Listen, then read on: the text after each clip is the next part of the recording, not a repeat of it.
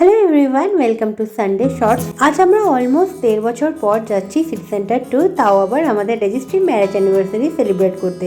আর এবছরে শীতটা বেশ ভালোই পড়া শুরু হয়ে গেছে, আর কৃষুর এটা প্রথম শীত, সেজন্য ওর জন্য কিছু উইন্টার ওয়্যারও কিনবো। কৃষুর ড্রেস কিনতে এখন আমার ভীষণ এক্সাইটেড লাগে। ড্রেস নিতে নিতে মনেই থাকে না কতগুলো নিয়ে ফেললাম। আজকেও বেশ কিছু উইন্টার ওয়্যার নিয়েছি। আজকে এখানে এসে দেখলাম ফুড কোর্টটা এখন রেনোভেশনের কাজ চলছে, তাই জন্য চলে এলাম কেএফসিতে। আর এসে ট্রাই করলাম নতুন একটা কম্বো, যাতে ছিল চিকেন রোল। খেতে কিন্তু মন্দ লাগলো না। কৃষু এর মধ্যে একবার ঘুমিয়েও নিয়েছে, আর উঠে পড়েই আবার দুষ্টুমি শুরু হয়ে গেছে। এরপর চলে গেলাম ম্যাকডিতে, আর সেখানে নিলাম আমাদের ফেভারিট চোকোকন আইসক্রিম। আর সেইটা দেখে তো কৃষুর এক্সাইটমেন্ট আর বলা যায় না। আমরা কিছু খেলে ওকে আবার না দিলে ওর আবার খুব রাগ হয়।